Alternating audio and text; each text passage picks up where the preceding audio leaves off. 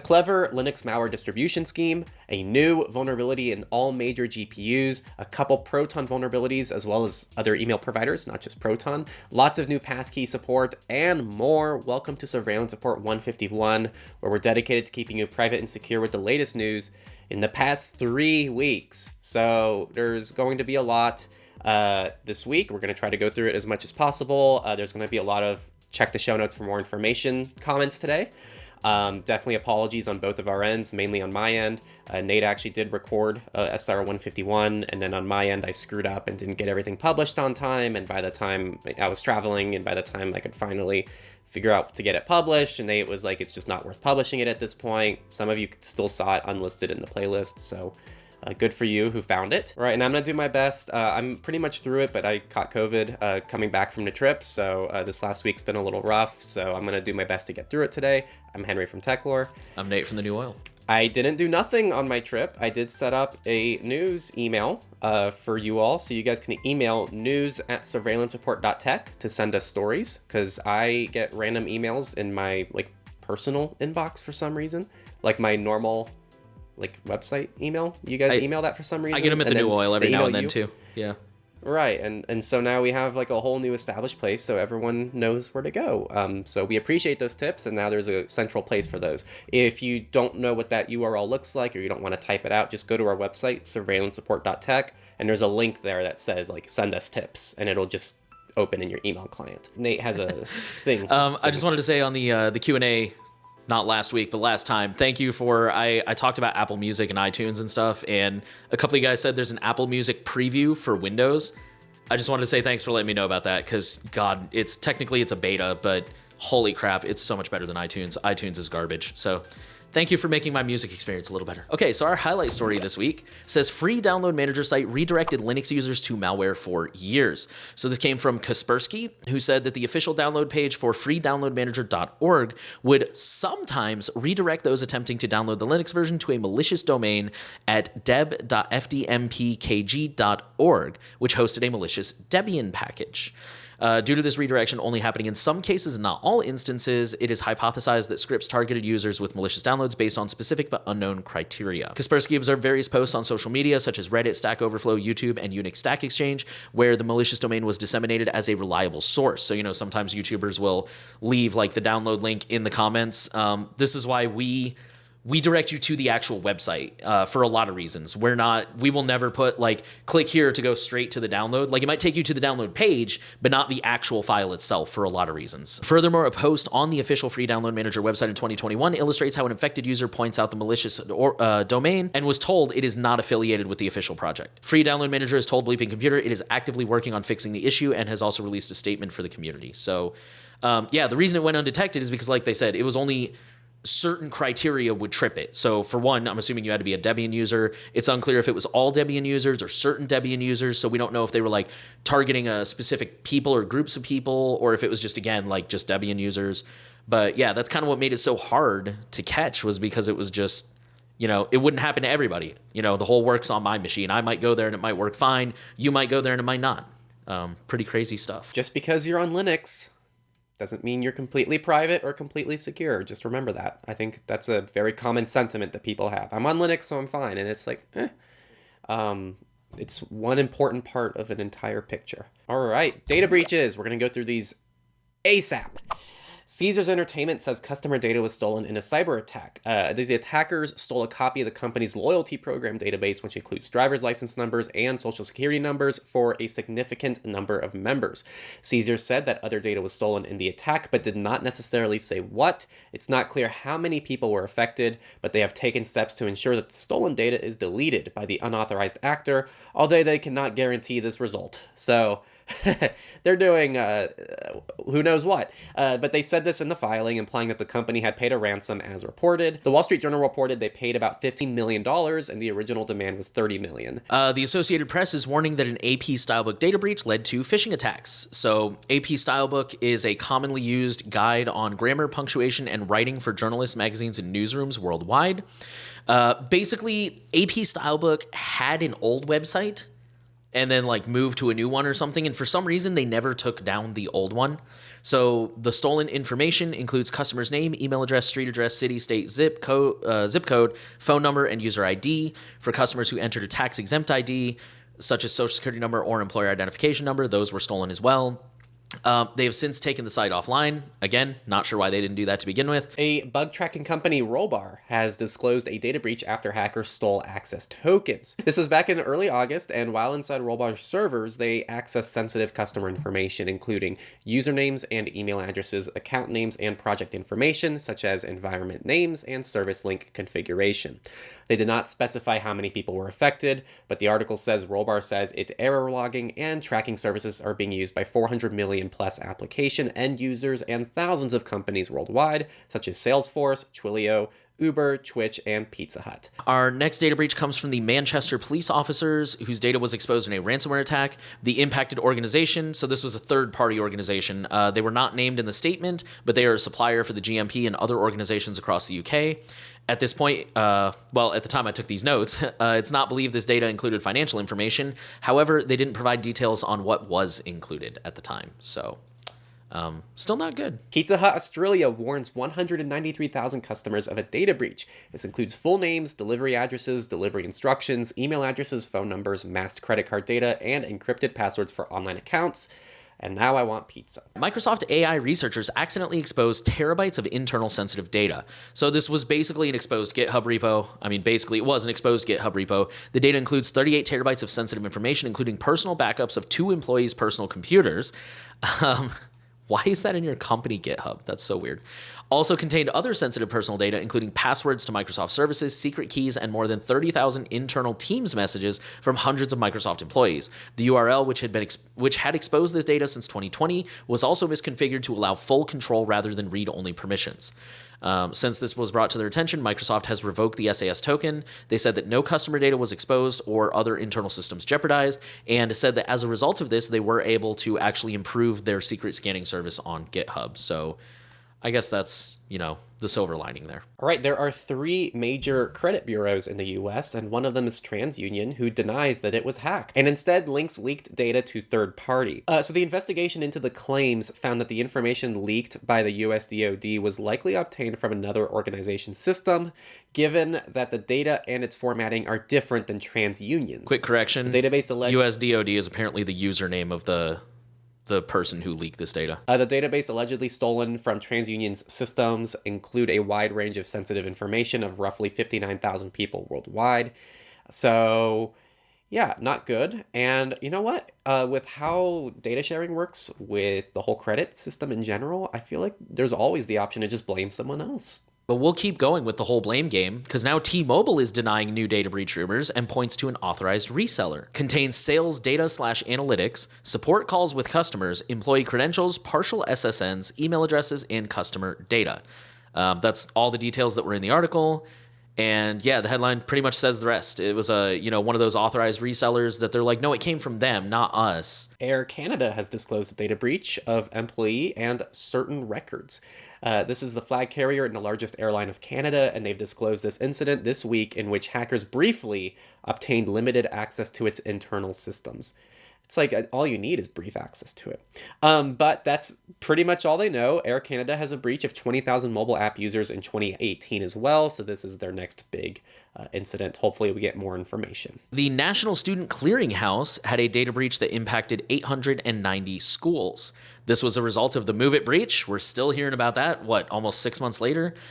This includes names, dates of birth, contact information, social security numbers, student ID numbers, and some school-related records, such as enrollment records, degree records, and course-level data. According to the filing, this affected over 51,500 people. I'm assuming they mean students and staff. So very unfortunate, and Move It is still going. A decade of newborn child registry data was stolen in another Move It mass hack. This was from Ontario's government-funded birth registry, which has confirmed this data breach affecting some 3.4 million people who sought pregnancy care, including the personal health data of close to 2 million newborns and children across the Canadian province.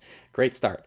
This covers January 2010 through May 2023. It includes names, date of births, address with postal codes, and health card numbers. It also includes dates of care and service, lab test results, pregnancy risk factors, types of birth, procedures, and pregnancy birth outcomes and associated care. Okay, and our last one is a little bit different. Real quick one. SSH keys stolen by stream of malicious PyPI and NPM packages. A stream of malicious packages have been found stealing a wide variety of sensitive data from software developers on platforms.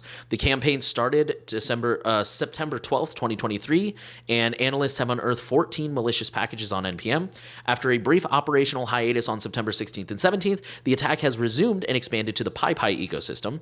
Since the start of the campaign, the attackers have uploaded 45 packages total, 40 on NPM and 5 on PyPI, with variants in the code indicating a rapid evolution in the attack. So this is still ongoing. Be very, very careful. It actually specifically points out that some of these packages are using typo squatting. So basically, if you type the repo in wrong, you pull this malicious one instead of like the actual one. So always be really careful what you're using and downloading. All right, and now we're going to go into the companies, and we're going to start with iOS 17, which includes new security and privacy features. Starting with lockdown mode, this has now been added to Apple Watch, which is really cool.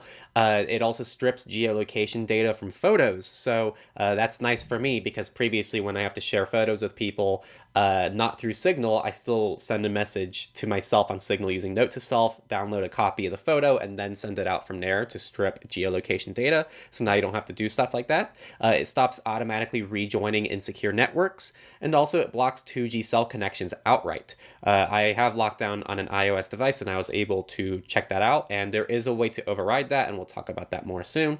Now also in Safari, it now strips tracking links and locks private browsing tabs behind biometrics. You can also share passkeys with other Apple Keychain users. There's a new check-in feature that lets loved ones know if you didn't arrive at your destination in the expected time, which is opt-in. And there's also live transcription, which is basically call screening as well. Okay, and so on the topic of the whole blocking 2G cell things, this comes from EFF. It says Apple and Google are introducing new ways to defeat cell site simulators, but is it enough? I'm going to quote, it's a couple of paragraphs here, but they got the point across really well. So in 2021, Google released an optional feature for Android to turn off the ability to connect to 2G cell sites. We applauded this feature at the time, but we also suggested that other companies could do more to protect against cell site simulators, especially Apple and Samsung, who had not made similar changes. This year, improvements are being made.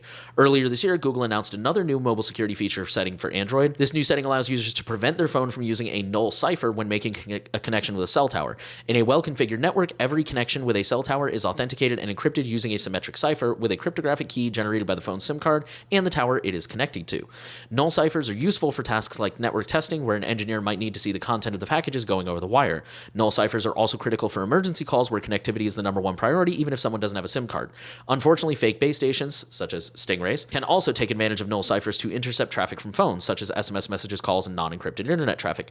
By turning on this new setting, users can prevent their connection to cell towers from using a null cipher, except in the case of emergency services if necessary, thus ensuring that their connection to the cell tower is always encrypted. Unfortunately, the setting has not been released yet, and they said vanilla Android, and I wonder what they mean by that, but they said has not yet been released in vanilla Android and will only be available on newer phones running 14 or higher. But we hope that third-party manufacturers, especially those who make lower-cost phones, will bring this change to their phones as well. Apple announced that in iOS 17, iPhones will not connect to insecure 2G mobile towers if they are placed in lockdown mode, and so far Samsung has not taken any steps to include the 2G toggle from vanilla Android, nor has it indicated that it plans to anytime soon. Which, y'all know we're pretty anti-Samsung around here for the most part, or at least I am. I can't speak for Henry. But oh, you can speak for Henry. Okay. WhatsApp has reluctantly started working on cross-platform messaging due to EU regulation. So the European Union named the 6 big tech companies that should be considered as gatekeepers in one way or another under the DMA. And just a few days later, as WA Beta Info first reported, a new beta version of WhatsApp features a new screen called Third-Party Chats. This represents the first example of the new EU regulatory framework. The new screen appears in a development version of the Android app for the popular messaging service. Right now, there's nothing to see, but the idea is WhatsApp will let you open a dedicated menu to see incoming messages from people who are using other messaging apps. The article then goes on to explain how the EU is attempting to break up gatekeepers and monopolies. It's going to be interesting to see how Meta chooses to implement interoperability in WhatsApp when it comes to advanced features such as file sharing, video calls, and audio messages. End-to-end encryption will have to work with third-party services too. In other words, this is just the groundbreaking ceremony of a technically important project for the WhatsApp team. So yeah, this is something that the EU is trying to address, not just with Meta and WhatsApp, but other messengers as well, like iMessage. So it's going to be really interesting in the next few years if we see some of these messengers be able to communicate with one another. I think that would be really, as long as it's done securely, I don't have an inherent issue with it, and I think that this could be something really interesting. Let's talk about Windows and passkeys for a moment. Windows 11 has gained passkey support for managing passkeys. It's coming soon. Once the expanded passkey support rolls out, Windows 11 users will be able to create a passkey using Windows Hello. They'll then be able to use that passkey to access supported webs or apps, interesting choice of word, using their face, fingerprint, or PIN. Windows 11 passkeys can be managed on the devices on which they're stored or saved to a mobile phone for added convenience. Microsoft began rolling out support for passkey management several months ago in the dev channel, but this marks the capability's general availability. And the article did not state a specific timeline, but I'm assuming probably end of the year at the latest. Sounds like they're getting ready to roll it out, maybe even in the next update. Who knows? But yeah, so passkeys are coming to Windows. I'm assuming since they mentioned like being able to put it on a mobile phone, I'm hoping you'll be able to, if you're already using passkeys, hopefully you can like import them to Windows and, not have to create a whole new one and manage multiple passkeys and stuff. And on that note, GitHub is also adding passkey support for all their users. So it's kind of the same thing. I don't want to repeat the same thing twice, but that article is in the show notes if you want to learn more about that and how to enable that. Meta's new AI assistant was trained on public Facebook and Instagram posts. This was to train parts of their new AI virtual assistant. They excluded private posts shared only with family and friends in an effort to respect consumers' privacy. Meta also did not use private chats on its messaging services as training data for the model and took steps to filter private details from public datasets used for training. The public Facebook and Instagram posts that were used to train Meta AI included both text and photos. The president of Global Affairs, Nick Clegg, said Meta imposed safety restrictions on what content the Meta AI tool could generate, like a ban on the creation of photorealistic images of public figures. So, I don't know how to interpret this. I think the bar is so low for Meta that this actually read like positive news. I'm with you, actually. I was like, wow, they actually excluded private posts. Good for them. Right, and they went through the data sets and took out private details from the data sets used for training. So like good job Meta for their standards, but still concerning, all things considered, that, just remember when you're on a closed platform, they can do whatever they want with the data. This next one is kind of interesting. It says your Wise webcam might have let other owners peek into your house. So some security camera owners reported on Friday, this is a couple Fridays ago, this was one of our older stories, that they were unexpectedly able to see webcam feeds that weren't theirs, meaning that they were unintentionally able to see inside other people's houses. A Wise spokesperson tells The Verge that this was due to a web caching issue. Weird.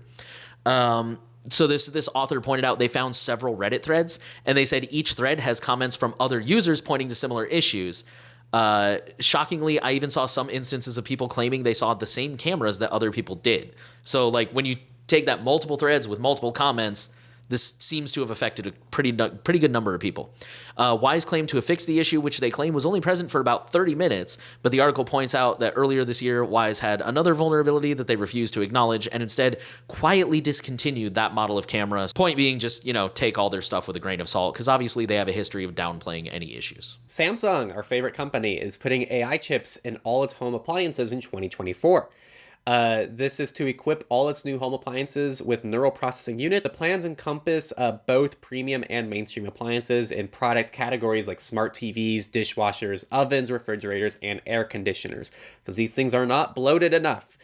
Some of the specific tasks the AI built into your home appliance may be able to leverage include serving you ads. No, that I made that one up. But it's on-device AI processing to implement voice recognition, machine vision, and fully enabling of the Bixby assistant, which everyone loves. Every Samsung user. No, that was my note about yeah, that. you wrote a fun note here. Every Samsung user Nate's ever met absolutely loved Bixby and thought it was the greatest idea ever. I'm pretty sure even our Samsung defenders will be like, nah, you guys are right about that one. Bixby was trash. I've never met anyone who liked Bixby. I actually don't understand Samsung. Like, I don't understand Samsung lovers. I used a Samsung phone for like 10 minutes and I wanted to just like tear all my hair out. Just because like everything was so needlessly complicated. It's not, let me make this clear. I'm not like the smartest tech person in the world, but I'm pretty tech savvy compared to the average person. It's not that I can't figure it out. It's just I understand it well enough to see, wow, that is very poorly done. And that's just needlessly complicated for no good reason. It's bad design. It's poorly implemented. It's bloated. It's not privacy respecting. It doesn't need to exist on top of Google's ecosystem that's there anyway. It's... leave it there. I'm pretty sure I've told this story before, but about a year ago or so, I got my wife to move from Samsung to a Pixel. And I mean, to her defense, she went from like Android 9 or 10 to like Android 12 or 13. So there was that. But also like, and she was kind of hesitant, and she straight up admitted, she was like, it was brand loyalty, it was familiarity. I've had a Samsung for so long, it's what I'm used to. But once she got settled into the Pixel, to this day, she's like, oh my God, it's so much better. I'm so happy with the Pixel. So yeah, I'm with you. All right, with that, we'll move into research. We're going to start off with a code vulnerability that put Proton Mail at risk. So this actually covered Skiff and Tutanota as well, and we'll talk about that, but we'll start with Proton. So this comes from Sonar Research, who discovered a cross-site scripting vulnerability in the open source code of Proton Mail. The issue allowed attackers to steal decrypted emails and impersonate their victims, bypassing the end-to-end encryption. Attackers had to send 2 emails, both of which had to be viewed by the victim. In some scenarios, the attack would succeed if the victim only viewed the emails, but most scenarios required them to click on a link in the second email. Sonar Research responsibly disclosed this vulnerability to the vendor in June 2022, and they were fixed shortly after. So this is just kind of like the, okay, now let's talk about it and see what we found. They also share how Proton fixed the bug so that other developers can copy that fix. It took them just over a month from the initial report to the public release. If you're interested in learning more about the under the hood stuff, I think it was a very technical article, but it wasn't like super, super over my head. I was able to kind of make sense of it just by going slow. And then towards the end, they said, as part of a 3-part series, we will cover other severe vulnerabilities we found in Skiff and Tutanota Desktop in the coming weeks. So both of those have been released. All of them have been fixed. So Skiff's vulnerability was very similar to Proton's. They basically just took 2 different ways to solve it. Tutanota was specifically related to the desktop app, and it has also been fixed. And the article's in the show notes, so you can definitely go find those and read the details for yourself if you're interested. Well, on a similar note, Proton Pass has a security flaw that was exposed, and it's actually a similar one that they've had in the past reintroduced that affected specifically Firefox users. So if someone had access to a victim's computer, they could retrieve all the items stored on Proton Pass, even if it was locked. This issue was noted in their recent audit, and pretty much the password and other items of a given Proton Pass extension are not cleared from memory immediately after the user locks the application. This means that the attacker with physical access to the victim's computer can retrieve the victim's saved items, even if the extension is locked. Notably, the locking mechanism only takes effect on the server side while no previous data is cleared from memory. The issue did seem to be fixed, but some new features have apparently reintroduced it. This is why, this is a previous issue that's now been reintroduced for Firefox only. Proton claimed it to be from the process of pushing out an update and new features. At the time of this recording, we don't believe that the update has been pushed since the last release on the Mozilla Store predates this article's publication date. So we're a little bit unsure if that fixes out or not. Either way, I think the severity of this is pretty low, given someone would need to have either like root access to your machine, admin access to your machine, or they'd have to physically have access to your machine. So Yeah, but still, something to keep on your radar and something that I hope gets fixed ASAP if it's not already fixed. Okay, this next one is pretty interesting. It's a WikiEve attack that can steal numerical passwords over Wi-Fi. So this can steal like numerical pins with an accuracy rate of up to 90%. It exploits the beamforming feedback information, or BFI feature, which was introduced with Wi-Fi 5 back in 2013, so 802.11ac, which most of us are probably using by now. Some might even be on 6. It allows devices to send feedback about the position of the about where the device is in position to the router, so the router can direct the signal more accurately. The problem is that the information exchanged contains data in clear text form, meaning that this data can be intercepted and readily used without requiring hardware hacking or cracking an encryption key. The team found that it's reasonably easy to identify numeric keystrokes 90% of the time, decipher 6-digit numerical passwords with an accuracy of 85%, and work out complex app passwords at an accuracy of roughly 66%. While this attack only works on numerical passwords, a study from NordPass showed that 16 out of 20 of the top passwords only use digits. And that's probably especially true on mobile, where, everything is probably a PIN instead of an actual password. WikiEve is designed to intercept the signals during password entry, so it is a real-time attack. It has to be carried out while the target is actively using their smartphone and attempting to unlock whatever application. The attacker must identify the target using an identity indicator on the network, such as a MAC address. So again, some prep work has to go into this. It's not like somebody's just gonna, intercept your password that you put in 3 weeks ago. They have to know who you are, target you specifically, be on the same network, and you have to be typing in the password. Like I said, I think the likelihood for most people is probably already pretty low, but that said, they are still saying we need better security in Wi-Fi access points and smartphone apps. For example, keyboard randomization. I know I mentioned last time I recorded this that I know Samurai Wallet, which is a Bitcoin wallet, they do that where it's not, the keyboard isn't always like 1, 2, 3, 4, 5, 6, 7, 8, 9. It shuffles everything around. So every time you open it, your fingers are moving in a different pattern. Encrypting the data traffic, so maybe like a VPN could help here, possibly, if it's on your device. Signal obfuscation, CSI scrambling, and Wi-Fi channel scrambling. There is a new Israeli cyber firm that has developed an, quote, insane new spyware tool, which no defense exists for. This is a super long article, and again, we're trying to keep things quick, so check it out if you want more information, which I do recommend for this one because it's a fun one. But the basic gist of it is that the author asserts that the spyware companies, such as NSO, have created exploits in the advertising stack. Basically, they can abuse ads to plant zero-click malware.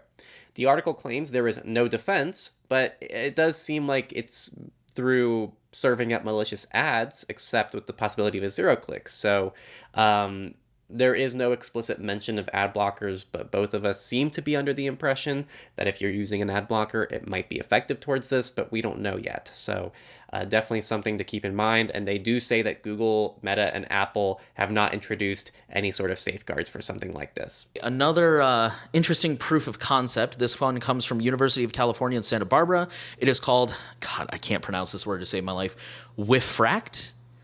And it's basically a way to image objects beyond the line of sight, such as through walls.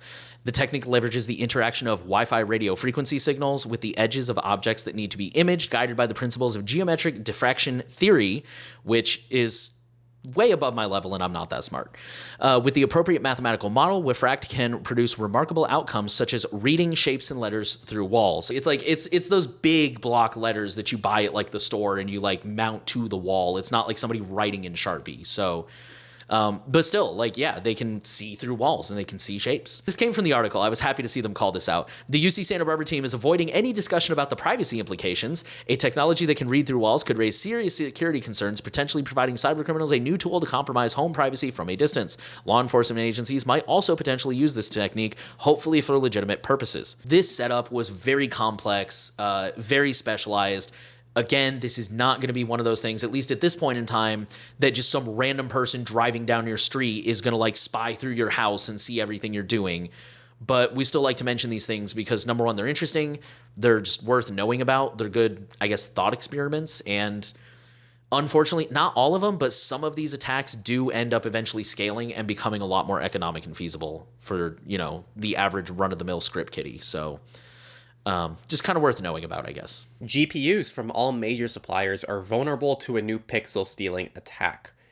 So this new attack allows malicious websites to read the usernames, passwords, and other sensitive visual data displayed by other websites. The cross-origin attack allows a malicious website from one domain, say example.com, to effectively read the pixels displayed by a website from example.org on a different domain. Attackers can then reconstruct them in a way that allows them to view the words or images displayed by the latter site. This leakage violates a critical security principle that forms one of the most fundamental security boundaries safeguarding the internet. Known as the same origin policy, it mandates that content hosted on one website domain be isolated from all other website domains. GPU.zip works only when the malicious attacker website is loaded into Chrome or Edge. The reason for the attack to work, the browser must allow cross-origin iframes to be loaded with cookies, allow rendering SVG filters on iframes, and delegate rendering tasks to the GPU. So in other words, if your browser blocks cross-site origin iframes, then you're fine. Someone should confirm. These are two tests on privacytests.org. One of them is first party and one is third party, cross-session tracking tests. And one is iframe, they're both iframe cache, but one is first party, one's third party. First party, the only three browsers that protect against this are LibreWolf, Mullvad browser, and Tor. And then it's the same list over in third party as well. LibreWolf, Mullvad, and Tor. But again, that's assuming that that's actually the relevant data point. So if someone could help us confirm that, that would be very nice. And that's also, people should always be aware that website is their default configuration. So vanilla Firefox might have something in the settings that allows you to harden that, potentially. With that, we'll roll into politics. Customs and Border Patrol says it will stop buying smartphone location data. For many years, CBP, like many other law enforcement agencies, has bought access to location data harvested from smartphones, which one former location data company worker previously told us is useful for tracking, quote, herds of people. Another previously said it can be used to monitor specific targets. Since the agencies paid a commercial vendor for the data, the agencies have generally not acquired a warrant or other court order to obtain the information, a move that critics say skirts the Fourth Amendment. CBP told 404 Media it determined the agency does not have a current need to buy more access to such data. Lawmakers and campaigners who have pushed back against CBP and other agencies' purchases of location data were welcoming the news while demanding more protections against data use in the future. So this came from Senator Ron Wyden's office. He said, while it's good news that CBP is ending its purchase of Americans' location data information, it's troubling that the agency still hasn't released the Trump-era DHS legal memo that provided them with the authority to engage in such warrantless surveillance in the first place. The last thing that I thought was interesting, the author said, in one case, I found CBP paid almost $500,000, $476,000, to a location data firm called Ventel in August 2020. And that was one single case. So, yeah, not to be too political, but they're finding a loophole in the Constitution, and then they're wasting taxpayer money to do it. Elon Musk may have violated an FTC privacy order, according to a new court filing. So the company agreed to implement a number of security safeguards and privacy audits in May of 2022 to settle allegations that it deceptively collected users' data. In December, Musk directed that company servers be moved from one data center to another, and company policy was to wipe data before removing servers from a center, but the relocated servers were transferred without being wiped because employees did not have enough time to put together a process that would be in compliance with their own policies, according to the testimony. The FTC redacted a description of what was on the servers, which were moved from Sacramento, but they contained sensitive personal data that had not been fully encrypted, and some electronic storage from the same unit was disregarded without such data being wiped clean. Musk also directed employees to launch paid verification service Twitter Blue so quickly that a security and privacy review was not conducted as required by the company's own policies. This is according to a deposition cited in the filing from a former chief privacy officer, Damian Chiarin. Musk's cost-cutting measures, which included 5 rounds of layoffs between October and December of last year, impaired the company from complying with data security promises it made to the government in 2022, according to the filing. It quotes Kistner, the company's former chief information security officer, as testifying that due to the employee exodus, about half of the controls in the company's security program no longer had a specific owner responsible for their operation. Kieran testified similarly about the company's privacy program controls, telling the FTC that 37% were left unsupervised. Okay, this next story is a pretty quick one. It says, with a new commissioner, the FCC will finally try to reinstate net neutrality. So now the new chairwoman, I'm going to totally mess up this name, Jessica Rosenworcel, I guess, She announced that, you know what, this is going to be one of our things we're going to try and do, is we're going to try and reinstate net neutrality. If agreed, the commission would vote on October 19th whether to begin the rulemaking process. This includes a period of public comment before the chairwoman can make a final decision whether to bring the matter to a full vote. And this is not in the article, but it will probably be bombed by spam bots like it was last time, made by the ISPs. That is a fact. That happened. I'm going to keep this one quick. So Google has settled with California for $93 million over a location privacy allegation. Pretty much, they accuse the giant of deceiving users about how they use location data. And this was based on how they were doing things a few years ago. Google has changed how they do things, but they still had to settle for this prior issue. If you want to read more about the details, down in the show notes. But yeah, Google did have to deal with this settlement. So some good news out of California. California lawmakers passed a bill to make it easier to delete online personal data. So this is what's known as the Delete Act, and it would allow consumers with a single request to have every data broker delete their personal information, which I believe the article says there's roughly 500 data brokers registered in California alone.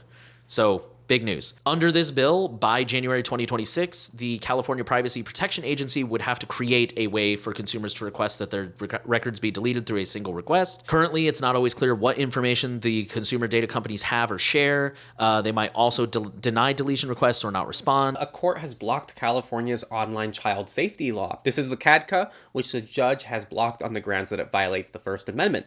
They recognize that the law would require outlets to collect additional data about visitors like biometrics. And this is what we talk about all the time too. We can't have an easy way to KYC the entire internet without opening up a whole new privacy issue. So the law offers sites an alternative of making data collection for all users follow the standards for minors.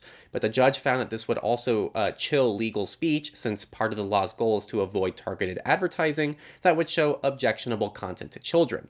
Data and privacy protections intended to shield children from harmful content, if applied to adults, will also shield adults from that same content. TikTok is being fined €379 million in the EU for failing to keep kids' data safe. This came from the Irish Data Protection Commission. They have also been ordered to bring their offending data practices into compliance within 3 months. In all, TikTok has been found to have violated the following 8 articles of the GDPR. I'm not actually going to read those, but they are in the show notes in the article if you want to read it.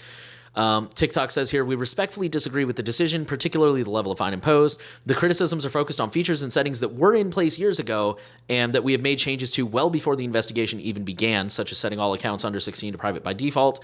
And TikTok is also considering next steps, so they could seek to file for a legal appeal. Google's ad tech targeted by Dutch class action style privacy damages suit. This is from the Netherlands, which accuses the ad tech giant of breaching European privacy laws, demanding Google stops tracking and profiling consumers, and is also seeking compensation for what it dubs large-scale privacy violations of the EU's data protection regime. The representative action, which has been filed with the Amsterdam District Court, is being brought by 2 not-for-profits, the Foundation for the Protection of Privacy Interests and the Dutch Consumers Association. More than 82,000 consumers have signed up to join the claim since it was announced back in May, per the pair.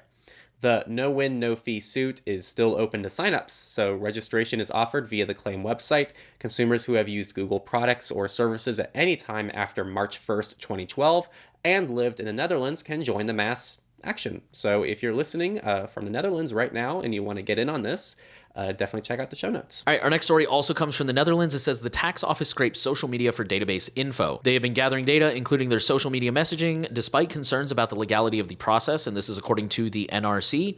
The information is stored on the department's controversial RAM database, which the article didn't go into detail what that is, but I'm assuming if you live in the Netherlands, you might have heard of this. The system was used until recently to make profiles of potential fraudsters, in which nationality, family relationships, property ownership, and debt also plays a role.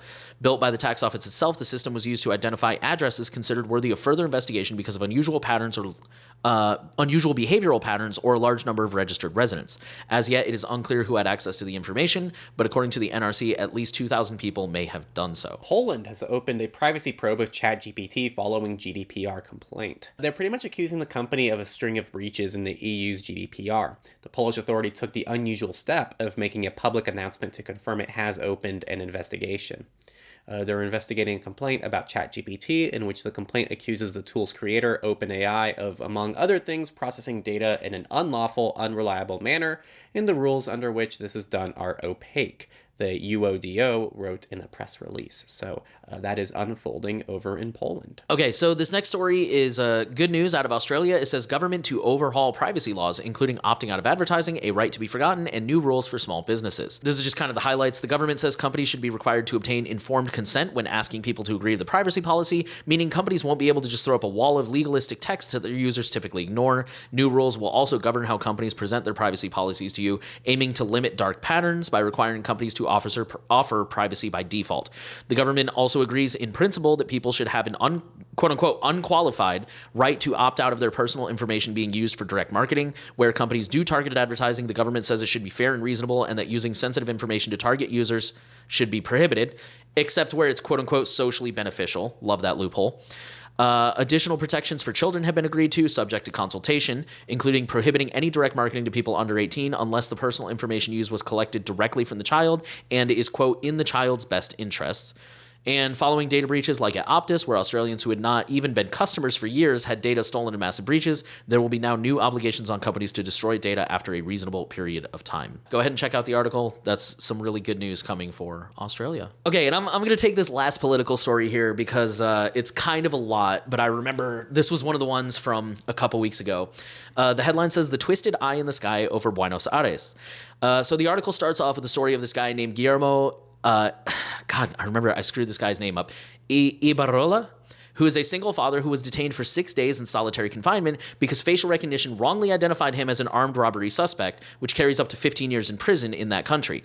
Here's the fun part. That was because someone wrongly entered his ID number into the system instead of the actual Guillermo Ibarrola who did the crime. So, like, they knew who the guy was, they had his information, and they put in the wrong person to tell the system to look out for this guy. So he got flagged, he got picked up, he got kept in solitary confinement before they were like, whoops, wrong guy, sorry. I always have to point out, there's literally a whole movie about this. It's called Brazil. Great movie. And then I'm going to quote some stuff from the article here. It's kind of a lot, but it's really important, so bear with me. 75% of the Argentine capital area is under video surveillance, which the government proudly advertises on billboards. But the facial surveillance system is being criticized after at least 140 other database errors led to police checks or arrests since the system went live in 2019 and before it was shut down with the COVID-19 lockdown in March of 2020. So in 1 year, 140 errors. Ibarrola's arrest was one of the first. Activists decided to sue the city government and scored a first success. In April 2022, a judge decided to keep the system turned off. Since then, the city has been fighting to get it back in use. It's not clear yet who will win. By law, it may only be used to look for people who have an arrest warrant against them, aka Argentina's most wanted. This list is supposedly updated on a daily basis. Only Argentina's around 40,000 fugitives from justice may be searched for within the system, according to one person, but the number of personal data requests for the city was almost 10 million. The government could never explain why so much data was requested that did not belong to fugitives. Among the data requested, by the way, again, only supposed to be used for fugitives, right? The personal data for Argentina's vice president was requested 226 times. The president himself was requested 76 times. And there were also politicians from different parties, human rights activists, and journalists. Despite repeated assurances that there was oversight and accountability for the system to only be used on known criminals, the IT experts report says that 15,459 records were found in the facial recognition system that are not in the national database of individuals wanted for serious crimes. In other words, over 15,000 persons were loaded into the facial recognition system without a request from a judge. The forensic audit also found traces of 356 manual data deletions, including the associated log files, meaning it's impossible to know who was affected because someone, whoever it was, made a major effort to delete not only the data, but also the traces of the deletion. Even worse, the identity of the persons who deleted the data in the log files is unknown because several user profiles are not linked to the registration data of real persons and cannot be associated with a specific and determinable physical person, according to the audit. So basically, there's users who can delete the database, delete the logs of the deletion, and we don't even know who those users are because they're not linked to anybody. They're just random admin users. It adds that 17 users have administrative privileges, and at least 6 of the accounts aren't linked to real identities, so again, there's no way to trace back who did it. There's kind of a lot there, but I recommend you guys read it. It's a long article, but it's very enlightening and very unfortunate of what's going on down in South America with surveillance tech. That actually ended the politics section, and now we're going to go into FOSS, free and open source, and we're going to start with quantum resistance and the Signal protocol, the protocol used in the Signal Messenger as well as many other places. They're pretty much announcing this first step in advancing quantum resistance for the Signal protocol, an upgrade to the X3DH specification, which they're calling PQXDH. With the upgrade, they're adding a layer of protection against the threat of a quantum computer being built in the future that is powerful enough to break current encryption standards. This post is written to introduce this work to non-experts and will review what quantum computing is and the challenges it presents for current cryptographic algorithms before providing a high-level overview of how they're adopting their specs to answer those challenges. So I would really read the whole thing if you really want to get the whole technical white paper, or just a summary of it, or just whatever you want. Like, depending on how much information you want, the article has it. I think all new conversations on Signal will actually utilize this. So there's no way to upgrade current conversations yet. But down the road, I think everything will be auto-migrated somehow. So we'll see how that goes down. Actually, most of the FOSS stories are pretty quick this week. So the next two are from Molvad, and I'm just going to kind of roll them into one. The first one says, Molvad, we have successfully completed our migration to RAM-only VPN infrastructure.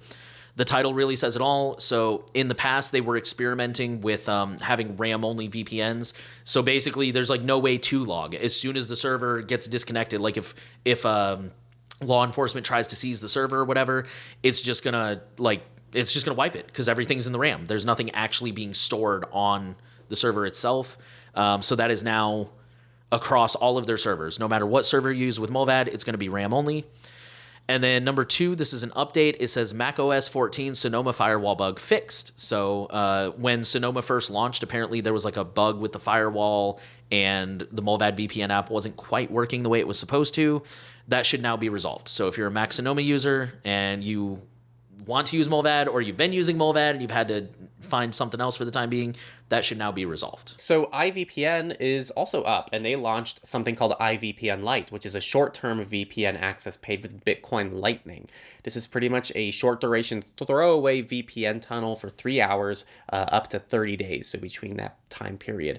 It's as little as 500 sats for 3 hours, up to 5 locations, or 1 entry-exit node multi-hop. No account is required. It requires WireGuard or CLI, no applications, only available via Bitcoin Lightning, and there's no subscription for this offering. Next up, we have Bitwarden. Bitwarden is now offering FIDO2 web authentication 2FA in all Bitwarden plans, including free. So basically, if you're a Bitwarden user and you don't want to pay for the premium account because you just don't really have a use for it, you can now use a YubiKey, which is great because, you know, when you're putting all your stuff in a password manager, you're putting a lot of trust in that vault. And a YubiKey is one of the best ways to secure your vault from phishing and hacking. So, yeah, if you're a Bitwarden user, I definitely recommend securing it with a hardware token if you can. Up next, Addy.io, which is a rebrand of Anon Addy, has passed an independent security audit.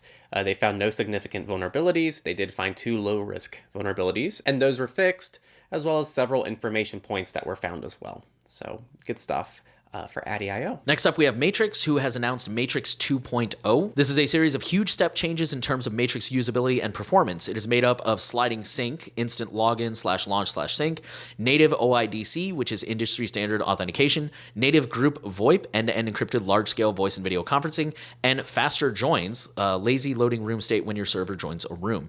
Now we're excited to announce that as of today, everyone can start playing with these features. There's still some work to bring them formally into specification, but we're putting it out there for folks to experience right now. The article goes into more detail about each of these different features, how they implement it, what it does, why they're using it, etc. And the big thing, I've actually heard people talking about this for a while now. There's a new Matrix client. It's only available in the official app stores like Apple App Store, Google Play. It's called Element X. Some people like it. You know, some people like the minimalism of it.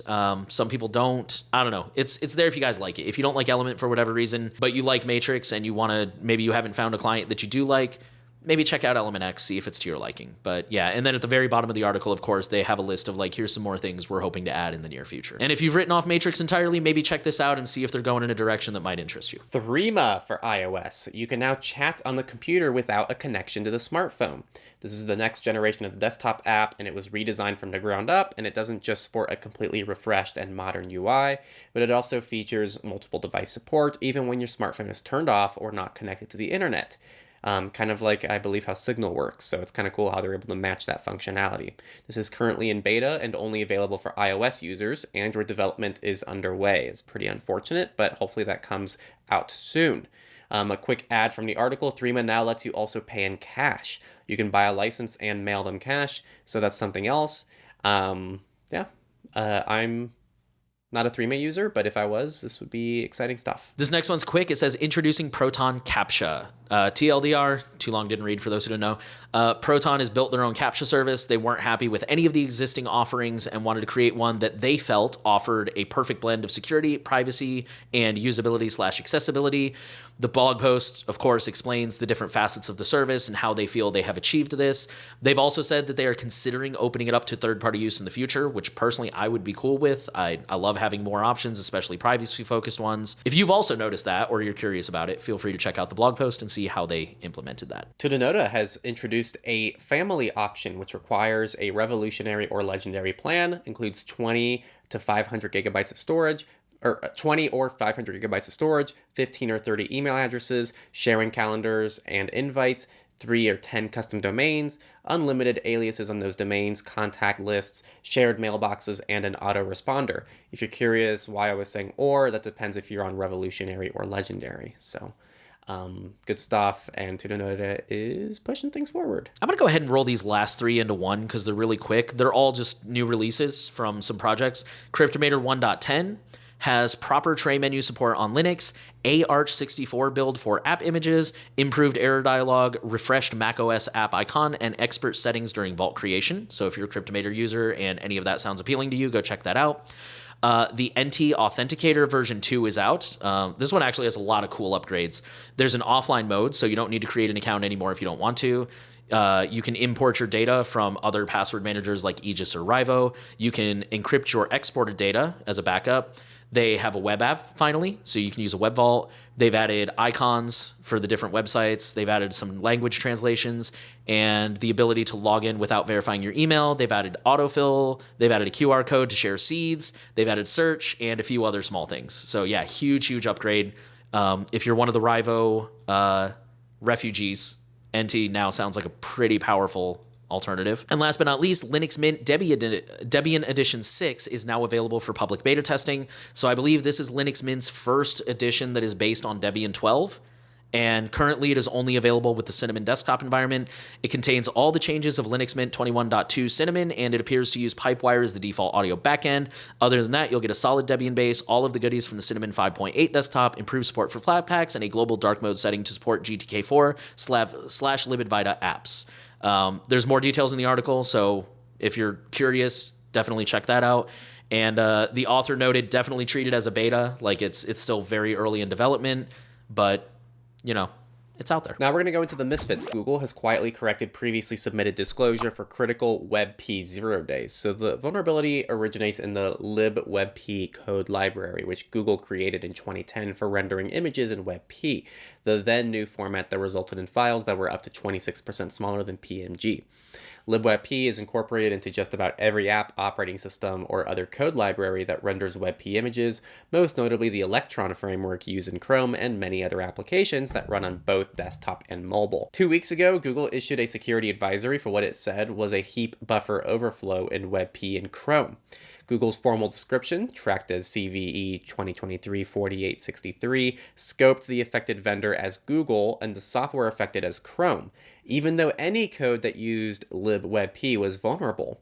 Critics warned that Google's failure to note that thousands of other pieces of code were also vulnerable would result in unnecessary delays in patching the vulnerability, which allows attackers to execute malicious code when users do nothing more than view a booby-trapped WebP image. On Monday, Google submitted a new disclosure that tracked as CVE 2023-5129. This new entry correctly lists libwebp as the affected vendor and affected software. It also bumps up the severity rating from 8.8 to 10 out of 10.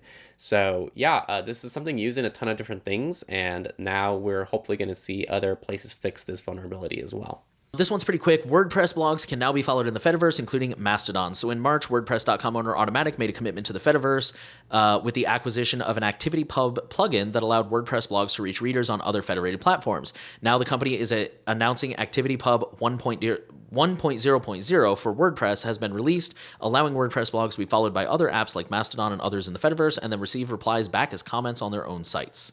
At the time of the acquisition, the plugin supported federated platforms included Mastodon, Pleroma, Friendica, Hubzilla, PixelFed, Social Home, and Mistkey. At the time, it had been downloaded 35,000 times. Now that number has increased, and it shows all-time installations are at 42,000, almost 43.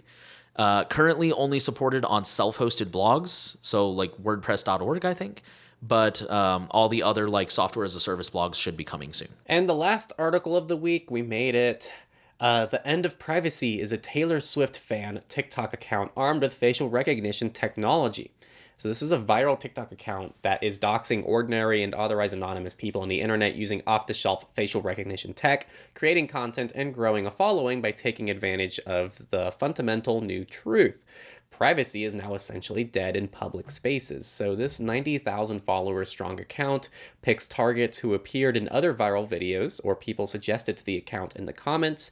Many of the account's videos show the process, which includes screenshotting the video of the target, cropping images of the face, running those photos through facial recognition software, and then revealing the person's full name, social media profile, and sometimes employer to millions of people who have liked the videos. There's an entire branch of content on TikTok in which creators show off their open source intelligence doxing skills. The vast majority of them do it with the explicit consent of the target. This account is doing the same without the consent of the people they choose to dox. 404 Media is not naming the account because TikTok has decided to not remove them from the platform. TikTok told the person who wrote this article that the account does not violate its policies. One social media policy expert that they spoke to said TikTok should reevaluate that position.